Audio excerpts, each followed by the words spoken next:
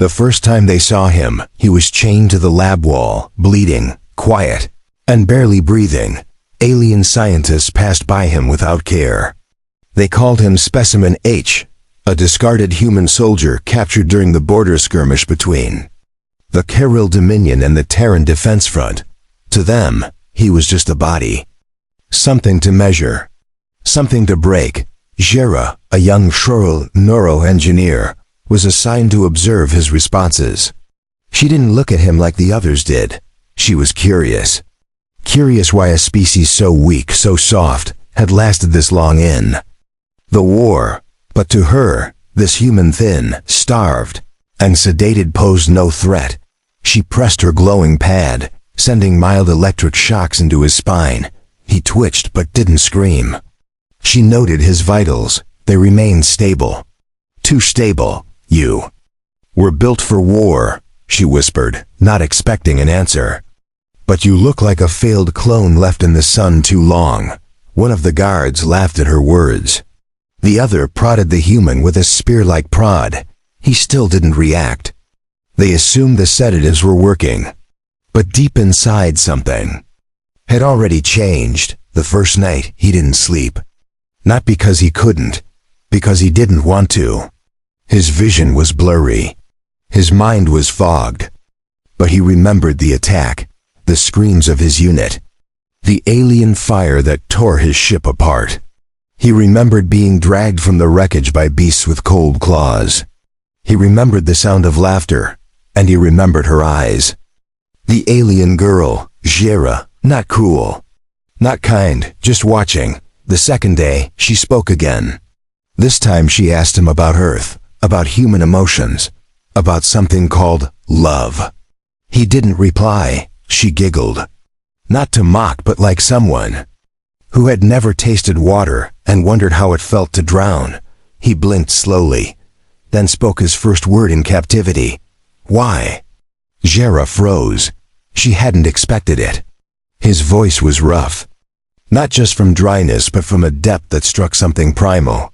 The guards turned. One stepped forward and hit him across the mouth.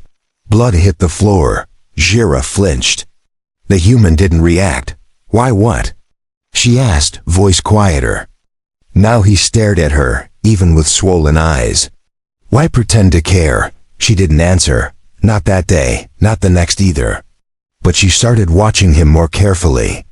Not just his body, his eyes, his silence, his refusal to scream. Her report started to change. Subject is more stable than predicted. Pain tolerance unusually high. Psychological resistance extreme. Her superior read the logs with interest. Good, let's push harder. We need to break him for phase 2. Then we'll extract what's left and begin trials on the next human batch. Jera didn't sleep well that night. Phase 2 began with memory implants. Artificial flashbacks designed to confuse and rewire the brain. They showed him false images, his family burned by humans, his lovers eaten by earth beasts, his own hands soaked in innocent blood. Most subjects went mad within an hour. He lasted 4. At the 5th hour, the lights in the lab flickered. A scream was heard from the upper deck. Cameras went offline. Guards were called. But by then, it was already too late. He wasn't on the slab anymore. The chains lay broken. The sedatives spilled to the floor. One of the guards was hanging upside down from a pipe. Another was curled into a ball, trembling. No wounds, just broken. Jera stood frozen. Her screen flickered. The vitals of subject had disappeared. No heartbeat, no blood pressure. But the room was filled with heat, thick, pulsing heat. As if something had woken beneath the metal and refused to be measured anymore. Then she saw him. He stepped into the light. No armor, no weapons, just a human, but not the same one. His eyes were different. They weren't wild. They were focused, cold, terrifyingly calm. And he spoke again. You wanted a test subject, he said, walking closer, voice steady. Now, I'll test you. The lights turned red. Emergency lockdowns failed. Nothing the Kariel had built could stop him now. Not their tech, not their cages. Not even Jera's trembling voice when she whispered, "What are you?" He looked at her, and for a moment, the rage faded. "Just a little, I'm human," he said. "You should have left me dead." Jera stumbled backward as alarms screamed through the hallway. Lights flickered, systems shorted, and the glass panels in the lab shattered from an unseen pressure wave. She had never seen a creature move like that, not just fast but deliberate. The human wasn't reacting like a wild animal.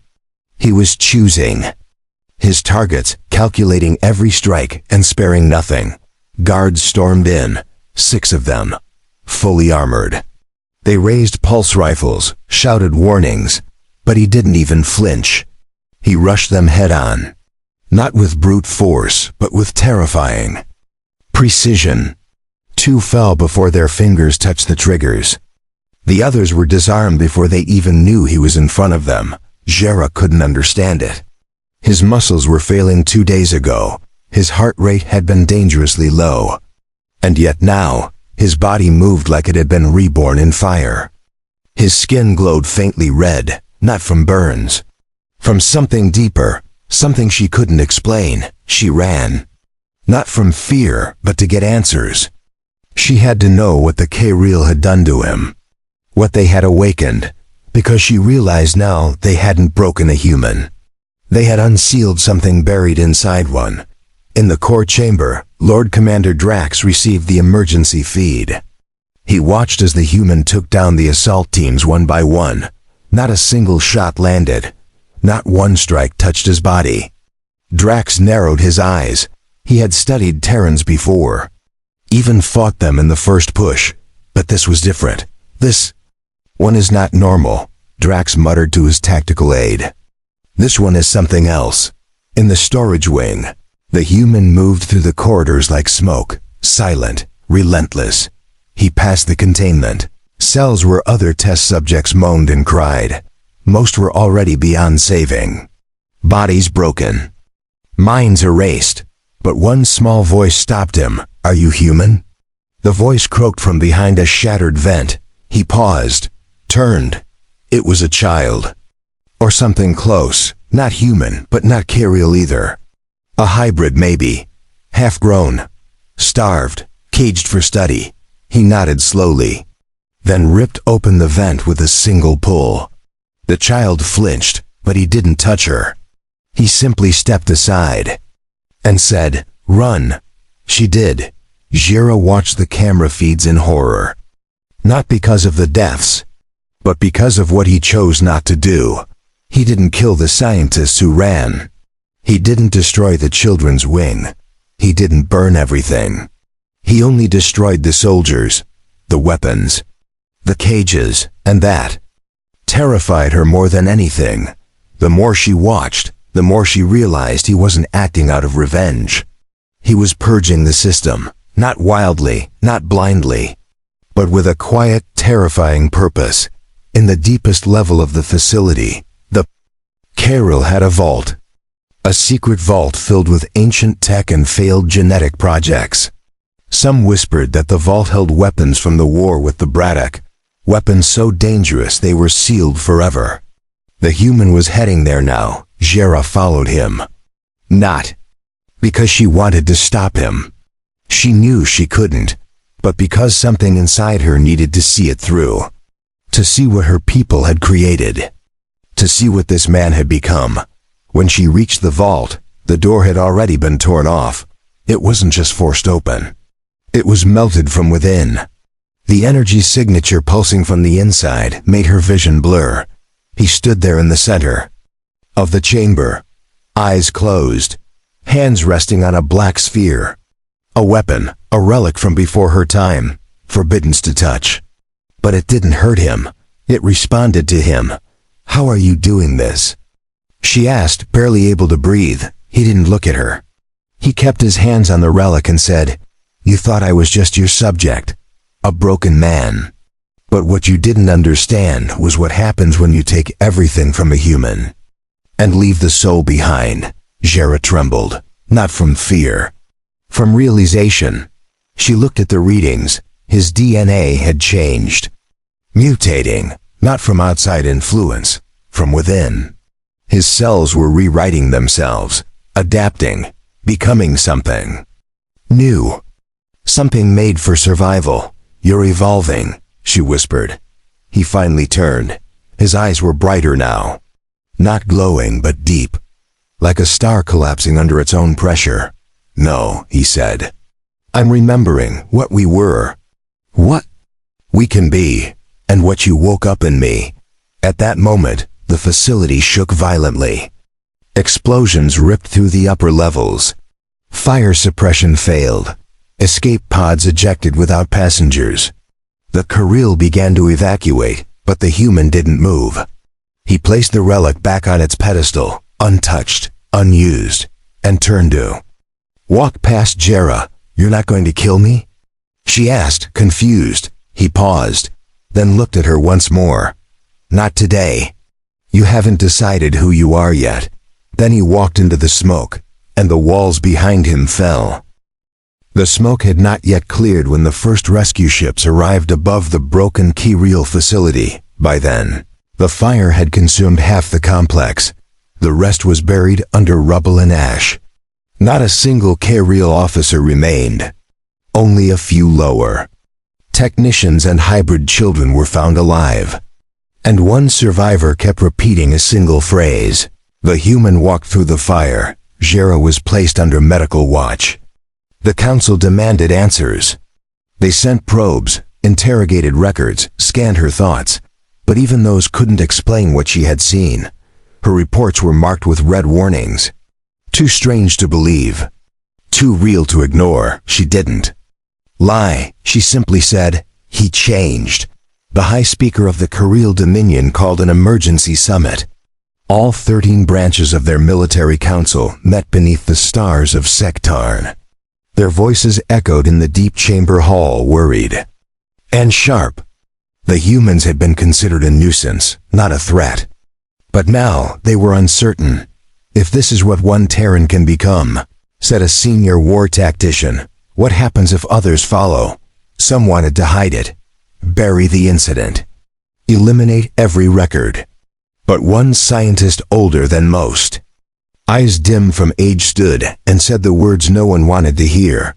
You didn't create a monster, you awakened the memory. This is what humans were always meant to be. You just forced one of them to remember it. Meanwhile, the human walked alone through the jungle moons of Jareth Prime. He needed no ship, no map. The galaxy felt familiar now. The trees didn't frighten him. The wild beasts watched from the shadows but never approached. He was not running. He was transforming. Each step molded his thoughts into something clearer. His body no longer ached. His scars had vanished. What the Kirill called rage, he called truth. And it pulsed beneath his skin like thunder under glass. He didn't forget the cages, the pain, the silence. But neither did he seek vengeance. He sought something deeper.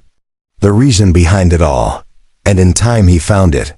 On the outskirts of a shattered mining colony, he stumbled upon a group of humans hiding underground. Survivors from the failed Terran raid. Sick, starved, half-crazed from what they had endured. They didn't recognize him at first, not until he spoke. You are not broken, he said. Stand. They stared at him in awe. One man whispered, We thought you were dead. I was, he replied. But death didn't want me anymore. Within days, those who could walk followed him. Those who could not were carried. He taught them to move without fear, to strike without hesitation, not with hatred, but with purpose. They became something the galaxy had not seen in generations, free Terrans. News spread fast. Not through broadcasts, not through official reports, but through whispers, in spaceports, in pirate bars, in shattered outposts.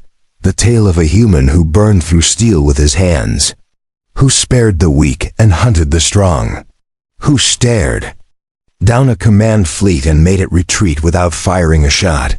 Some said he had become a weapon. Others said he was a curse. But among the enslaved and the forgotten, they called him something different, the Echo, because wherever he walked, he awakened something that had been sleeping inside others. Not power, not rage, but will. Back in Kirill space, Jera watched from exile. She was not punished, but she was no longer trusted.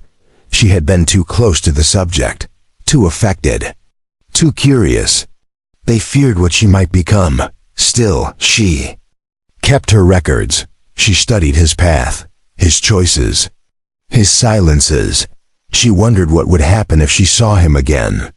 Whether he would hate her, whether he would forgive her. But one night, as she sat in her dim quarters, a message appeared on her private screen. No sender, no trace. Just a single line. You still don't know who you are, but you will. She dropped the screen. Her hands trembled, but not from fear, from understanding. He had found her, not to harm, but to warn. To remind her that her journey wasn't over. That her part in this was not yet finished. On the edge of the dead sectors, an old Terran cruiser powered up for the first time in years. Its systems flickered, its lights hummed, and within its core, a human stood with others behind him, not soldiers, not rebels, just people. People who had nothing left to lose except the chains they'd been taught to wear. They didn't raise flags, they didn't chant.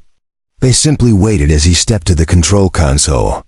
He looked back once, saw eyes filled with hope, pain, fire. Then he said 2 words, "Let's begin," and the stars shifted. The Galactic Peace Authority met in silence for the first time in a century. Representatives of 20 alien empires sat in a circular chamber of crystal and steel, all watching the same repeating footage, a human ship docking without clearance, freeing captives, and disappearing before security drones could react.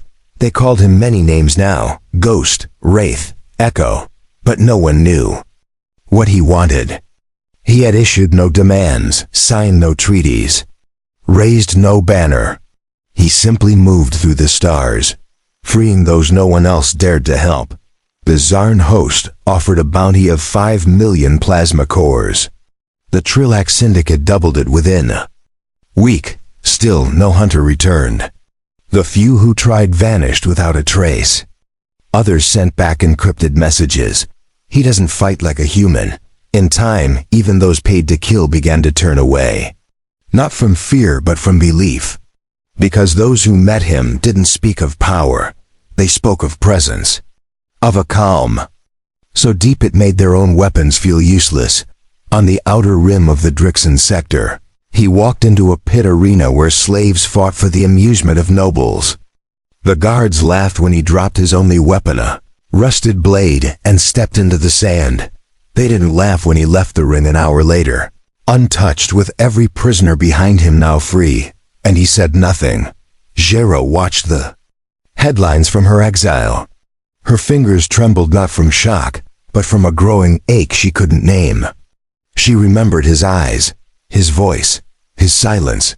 He hadn't just survived. He had become something else. Something the galaxy wasn't ready to face. She opened a hidden folder on her terminal. Inside were the scans from that final day. The DNA patterns, the cell rewrites, the heat signatures. They all matched something ancient. Something from before. The Kirill rose to power. Humanity was not just adapting. It was remembering. One file held her attention most. A frequency he had emitted during his transformation. Barely detectable, but real. It wasn't just energy. It was a pulse. A call. And it wasn't meant for her people. It was meant for other humans. Jera stood slowly. She had to leave her world. She had to find him. Because if the frequency reached the right ears, more like him could awaken. And if that happened, the galaxy would never be the same. Meanwhile, aboard the Echo's cruiser, the crew expanded. Not soldiers, not mercenaries, but survivors, engineers, healers, parents, children. He never asked for loyalty. He only asked them to remember who they were, and one by one, they did. He trained them, not to kill, but to endure. To resist fear, to resist cruelty. He told them no story of revenge, no tale of conquest, only that a day would come when their choice would matter. They listened. One night, a young girl named Lyra asked him why he didn't lead them in war, why he didn't strike the empires that had hurt so many. He looked at her for a long moment. Then he said, because fear creates monsters, but choice creates change. In the heart of Carial space, panic grew. Entire colonies were whispering about the Echo. Their own citizens were beginning to question the system. Some refused to report escaped humans. Others sabotaged patrol ships. The fear was no longer of what he might destroy, but what he might inspire. The Carial Council voted to eliminate him at any cost. They authorized Project Silence, a strike team of psychic assassins, bred to erase targets without trace. The best minds, the cruelest hearts. No survivors. They found him on a quiet moon where he was rebuilding a shelter with other humans. The team surrounded the camp in silence. No alarm, no warning. Their minds were linked. Their focus perfect, but as they reached the center, they found no fear, only fire. He stood before them without armor, without weapons, just his eyes, and they faltered. Not because he attacked, because he didn't need to. His mind reached out, not with violence, but with memory, with pain, with truth. And the assassins dropped to their knees, shaking, only. One of them spoke, a young female, barely out of training. She whispered, "You see everything, even us." He nodded once, then stepped past them. None followed. When news of Project Silence's failure reached the council, the decision was clear. They were no longer hunting a man. They were facing a movement. A belief that couldn't be chained. Jera, now in deep space, boarded a trader's shuttle bound for an outlaw station near the Soren dust fields. She held nothing but her datapad and the broken chain he once wore. She would find him. Not to apologize. Not to beg, but to ask, "Who am I now that I've seen you?" The outlaw station near the Soren dust fields was built inside a hollowed asteroid, hidden by magnetic storms and forgotten trade routes. It was a place where laws held no power and secrets floated like smoke through every corridor. Pirates came to sell what they couldn't keep. Exiles came to disappear. And one Carial woman came to find a ghost. Jera stepped off the shuttle with nothing but a hooded cloak and the chain she had taken from the lab. Her name was banned across most of her home systems. Traitor, sympathizer, human lover. She ignored them all. She moved through the crowds without speaking. Her eyes scanned every face, every shadow. She was searching not for a man but for a presence. A calm that had once silenced death itself. The bartender at a rusted fuel bar looked at her with suspicion when she asked about the Echo. He pointed to a broken console on the wall. No messages, just that. The console blinked once. A single image. A scorched Carial research file, marked by her own signature. Then a voice followed. "If she still seeks truth, she knows where I began." Her breath caught. He had left the message. Not for everyone, only for her. She turned without a word and boarded a rust runner bound for the ruins of the original research site. The planet was still scarred. The skies black with soot. The air stung with metal dust. But something had changed. The ashes had settled. The fires no longer burned. And in the heart of it all, a single tree now grew through the concrete. Beneath it stood the man she had watched transform. His back turned, his hands behind him. As if he had always known she would come, Jera approached slowly. Her voice cracked when she spoke. "You remembered me."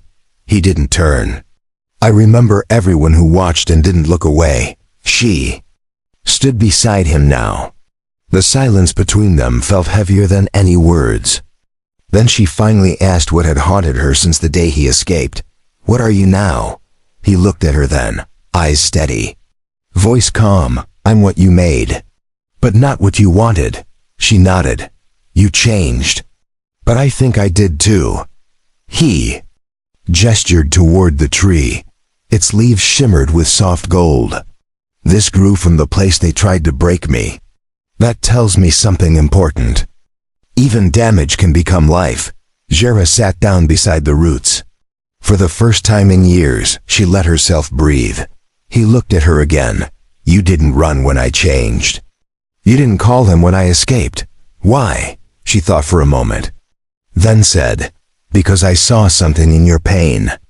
And I realized I'd never asked myself who I was without orders. He nodded slowly. That's why I let you live. Jera looked down at the chain in her hand. What happens now? He stood.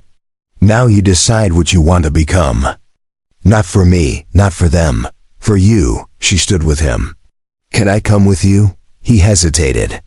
Then handed her a cum stone carved with human symbols. If you choose to walk this path, you won't be safe. They'll hunt you harder than they hunted me. I'm not afraid anymore. Good. Then meet me at the edge of the gray expanse. There's something you need to see. She watched him walk away through the ruins, not fast, not hiding. Just walking like he had all the time in the galaxy, and then he was gone. Back aboard his ship, the crew welcomed him without cheers. They simply nodded. Because they understood by now, this wasn't a mission. It was a movement, the Echo looked at. The stars unfolding ahead. His fingers brushed the control panel. Behind him, Lyra stood silently, her young face thoughtful. She followed you? She asked. Yes.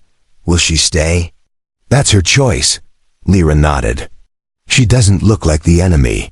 He looked at her and smiled faintly. Not everyone wearing the armor is the enemy. And not everyone outside of it is a friend. As the ship jumped into Lightstream, Jera remained beneath the tree. The wind around her felt alive. The sky above no longer looked cruel. She wasn't forgiven. Not yet, but she had been given a chance. And that was more than she had expected. She closed her eyes and whispered a promise. I will become someone worth remembering. The gray expanse was a forbidden region in star maps. A void stretching across thousands of systems with no planets, no moons, and no recorded light. It was a dead zone where ships vanished without trace, signals bent into silence, and engines stalled without warning. But to the Echo, it was more than mystery, it was memory. He stood at the edge of the void on the bridge of his cruiser. Behind him, dozens of humans watched in silence. Some were born on dying colonies. Others were once slaves. None had chosen war, but all had chosen to follow him. He pressed his hand against the navigation core. A map unfolded on the screen, not one anyone recognized, but one he had built from dreams, old Terran signals, and the fragments buried in his rewritten DN. Jera arrived in a scout vessel. Her face was tired, but her eyes were sharp. She boarded the cruiser without guards or hesitation. When she stepped onto the bridge, every gaze turned to her. She didn't flinch. He nodded toward her, then pointed at the screen. This is where they buried it. She stared. What? The truth. The ship entered the expanse with no resistance. No alarms, no turbulence. Only silence so deep it pressed against their ears. Lyra whispered that it felt like something was watching. He told her that something was. As they passed through the dark, the crew saw things. Shadows across the void. Shapes that didn't move. Whispers in languages they never learned. But the Echo stayed calm. He had heard these sounds before. In the lab, in the cage. In the moments before his rage awoke, the cruiser stopped near a floating ruin metal twisted into impossible angles, with markings older than any known race. Jera gasped when she saw the symbols. They matched the frequency from his transformation. It wasn't just evolution, she whispered. It was activation. They entered the ruin carefully. Inside, the walls pulsed faintly with gold light. The air smelled like cold iron and salt. In the center, they found a throne of stone and bone. And on it rested a humanoid figure, long dead but untouched by decay. The Echo knelt before it. He closed his eyes and pressed his hand to the base of the throne. Energy surged through the chamber. A vision flooded the room. They saw a war long forgotten. A time when humans had been more than scattered worlds, when they stood as one force, one voice. When their kind bent light and space with thought alone. When the galaxy feared them not for cruelty, but for unity. But then came betrayal. A weapon disguised as peace. A virus written in sound. It broke their minds, shattered their link, left them lost and scattered. That virus came from the K'ril. Jera dropped to her knees. Her breath hitched as the truth crushed every lie she had been taught. Her people didn't protect the galaxy from humans. They had broken them first. When the vision ended, the Echo stood again. His voice was quiet. This is not about revenge. It's about remembering who we were and choosing what we become next. Jera looked up at him. Can we still choose? You just did. As they left the ruin, the expanse began to shift. Stars that had once been dark flickered to life. Forgotten satellites awoke. Ancient Terran signals began to pulse again, reaching corners of space untouched for centuries. Across the galaxy, old humans, silent, hidden, broken, heard something stir in their bones. A voice, a call, a feeling they couldn't name. And they stood. Some rebelled against their masters. Others simply walked away. But they all moved toward the same direction. Toward the signal. Toward the truth. In the chambers of the K'ril High Council, panic spread like fire. They intercepted fragments of the returning signals. They saw ships moving where no fleet should fly. They heard human names whispered by a eye once sealed in vaults, and they realized too late that they hadn't stopped a species. They had paused a storm. The Echo returned to his ship. He placed the ancient relic from the ruin inside the heart of the vessel. Its light pulsed like a heartbeat. He turned to his people and said, "This is not our war, but it is our choice." They stood with him, not as soldiers, not as killers, but as memory reawakened. Flesh and will, Jera stood among them, not above. She had broken free from the chains of her name, and now she was ready to help others do the same. The cruiser launched into the stars again. No destination on official maps, but a purpose older than any empire, to remind the galaxy of what it forgot. The signal from the gray expanse spread like a storm across the stars. Old satellites once thought dead began transmitting again. Ancient Terran frequencies lit up channels buried under centuries of dust. Slumbering A is stirred from silence, and spoke the same name in languages long forgotten. The Echo. He never claimed the title, never asked for a following. But now his name passed from station to station, world to world, not as a threat, not as a savior, as a reminder. In the mining colonies of the Tharn Rift, workers dropped their tools when they heard the pulse. They stood in silence and waited. In the slave pens of the Durax lords, gates malfunctioned and prisoners walked free. Not in chaos, in calm. They followed the voice that had no speaker, the rhythm that had no drums, the presence that had no crown. Back on the cruiser, the Echo stood beside Jera and watched the ship's interface glow brighter with each passing day. More coordinates arrived, more messages, some human, some not, all seeking the same thing. To remember, Lyra asked, "Are we leading a war?" He shook his head. "No, we're waking up a galaxy that forgot how to feel." Jera stood silently beside them. She had become something different now, not human, not K'ril, just free. Her old identity no longer defined her. Her purpose had changed. Across the stars, the ruling empires prepared for violence. Fleets formed, weapons charged. But their systems began to fail. Old codes embedded in their AI networks responded to the ancient Terran signals. Locks opened. Engines refused orders. Ships turned and left their masters stranded. The empires had built their power on fear. Now that fear was being dissolved by something far older than rebellion, hope. On the console world of the K'Rel Dominion, panic reigned. High Chancellor Varos screamed into a dozen communication relays. No reinforcements came. No mercenaries answered. Their systems were silent. Their allies vanished, and in orbit above them appeared a single cruiser. It didn't fire. It didn't deploy troops. It simply hovered, quiet and still.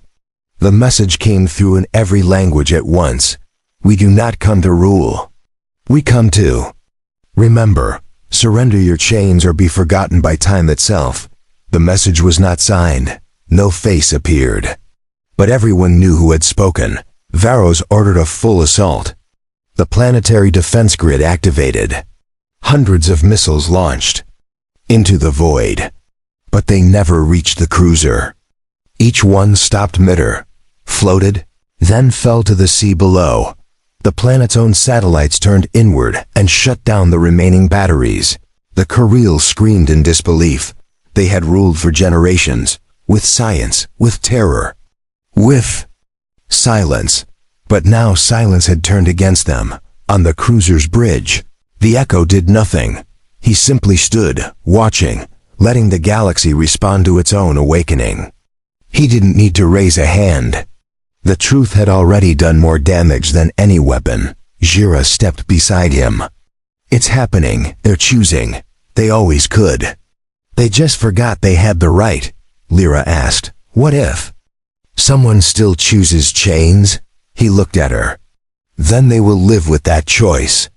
But the galaxy won't carry their weight anymore. The cruiser moved on, leaving the K'Rel world in silence. No blood spilled. No empire burned. Just awareness. Just memory. Word of what happened spread faster than any ship could fly. Even races once enemies of Earth began to reconsider their histories. New alliances formed. Not through treaties, but through shared understanding, shared pain, shared will. The Echo never demanded loyalty. He never built a throne. But stars began to shine in formation, visible only to those who had been awakened. A hidden constellation drawn in light. They called it the Path. It pointed to nowhere and everywhere. It changed depending on the eyes that looked. But those who followed it felt the same pull, the same heat, the same truth. Jera stood one evening beneath the stars, staring at the formation from a quiet moon. She spoke softly to Lyra, who watched beside her. He never wanted power. That's why he became unstoppable. Lyra nodded. And he never asked to be followed. That's why we trust him. On the highest spire of the last surviving empire untouched by the signals, a single monarch stood watching the lights shift in the distance. He knew it was only a matter of time before the Echo arrived. But this time, he wouldn't wait behind walls. He would kneel. Asterisk, the stars shifted as if taking a breath. Across thousands of systems, people stood in silence, watching the skies. The constellations they had grown up with no longer held meaning. New lights moved into place. Lights that formed no empire's flag, no throne symbol. Only a path, the Echo's path. On the cruiser's bridge, he stared at the growing network of awakened signals. Humans, hybrids, even non-human allies had begun moving toward a single destination. Not because they were ordered, because they believed. Jera stood with him, no longer afraid, no longer confused. She had found clarity not in war, but in watching one man walk through flames and never once seek to burn anything down.